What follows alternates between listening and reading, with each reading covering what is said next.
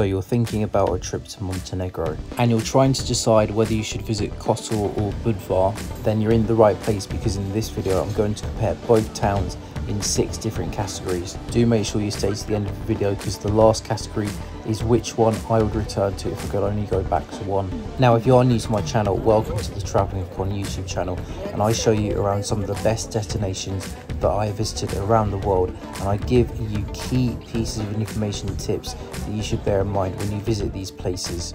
Now, just a really quick one before we go into the video today. If you are planning a trip to Montenegro or a trip anywhere else and you haven't got your luggage or your backpack sorted yet, if you click onto the description and click onto the top link, it will take you to the Level 8 website, and Level 8 sell very high quality luggage, backpacks, rucksacks, suitcases. I'll also drop a comment in the comment section too, so you can click onto the link there too. So we'll get into the comparison now. Now, if you've been to both Kotor and Budva, do drop a comment below and tell me which is your favourite place and why. Now, category number 1 is prices. Which town has the cheaper prices? Now, for this category, I think I'm going to give the edge to Kotor, because I think overall Kotor was cheaper. Now, I was in Montenegro in late August 2023 and early September 2023, and to me, food prices, eating out, drinks, price in supermarkets, to me they did all seem cheaper in Kotor compared with Budva. Accommodation prices as well on average are probably more expensive in Budva too, though when I did stay in Budva I stayed there for 2 nights and my apartment in the old town was about 75 euros, because I did book very early and I did find a very good deal. Unless you book early, I don't think you'll find a deal that good, especially in Budva Old Town. You're probably going to find a cheaper deal outside of the old town. If you are looking to save some money in Montenegro in general, I would recommend coming maybe in September or October, because the weather is actually still really good in September and October, and you will of course get cheaper prices and cheaper deals. So I would recommend looking into September, October time for coming, but overall I do think Kotor is probably the cheaper destination. Now, the next category is beaches. Which city has the best beaches? Now, to be honest with you, both places are not great for beaches. You don't really get sandy beaches on the Montenegro coastline. They're all pebble, stony beaches, and they are pretty overcrowded too. But I will have to give the edge to Budva with this one, because Budva does have more beaches nearby. Budva is directly located on the Adriatic Sea, so access to beaches is better in Budva. Kotor does have beaches because Kotor is located on Kotor Bay.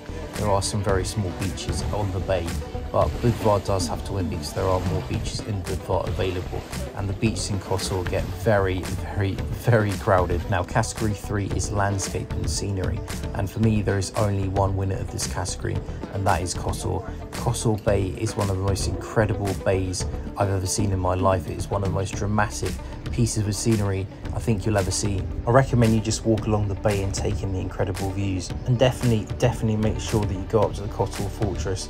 You get some fantastic views across the old town, the bay. It is really incredible. Apart from the old town fortress, there are other fortresses nearby Kotor as well. You will need to drive to these fortresses, and you'll need to be very careful as well, because you'll be going up very narrow, winding, mountainous roads, so you will need to take care.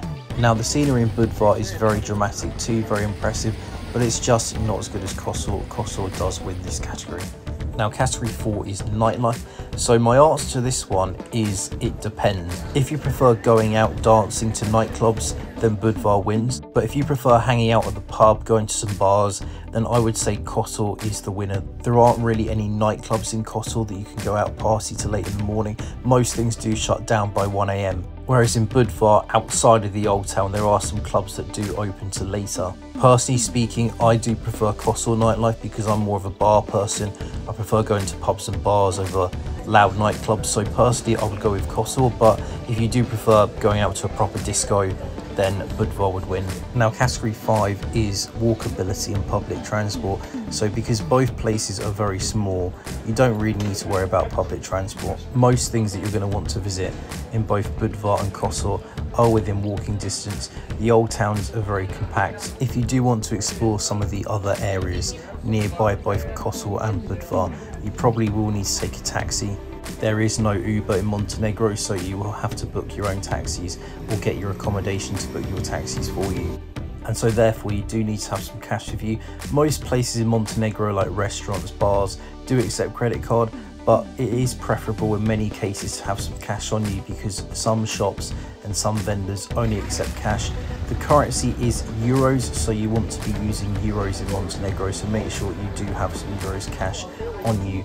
The nearest airport to both Budva and Kotor is Tivat Airport. Tivat Airport is closer to Kotor than it is to Budva, and you will need to take a taxi from Tivat Airport to both Kotor and Budva. There are no public buses currently getting from Tivat Airport to both towns. Now, if you are traveling internationally from Croatia, Bosnia, Albania, if you're doing some kind of Balkan backpacking trip, both Kotor and Budva do have international bus stations. You can get to both Kotor and Budva by bus, but what I will say is that the bus station in Kotor is much closer to Kotor Old Town than the bus station in Budva is to Budva Old Town.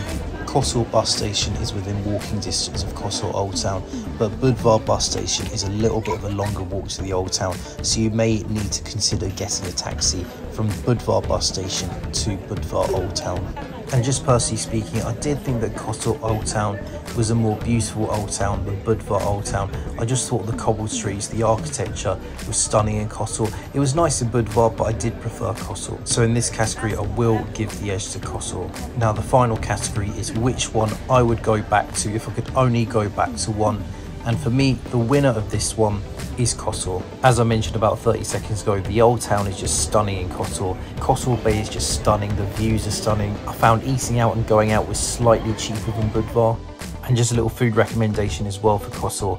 I do recommend that you go to Barbecue Tanjga. If you like your barbecued meat, you definitely need to go there. The prices are affordable, the meat was fantastic, and you definitely need to try cevapi when you are in the Balkans. Cevapi are like these little mincemeat barbecued sausages. They're really nice, just really tasty.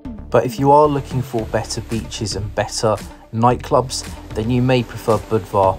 But to be honest with you, regardless of whether you go to Kotor or Budva, Montenegro in general is not the world's best destination for beaches or nightlife, so there are better places in Europe to go for that. But Montenegro is all about the scenery, it's all about the dramatic coastline, it's all about the bays, and it's all about the beautiful historic old towns throughout the country.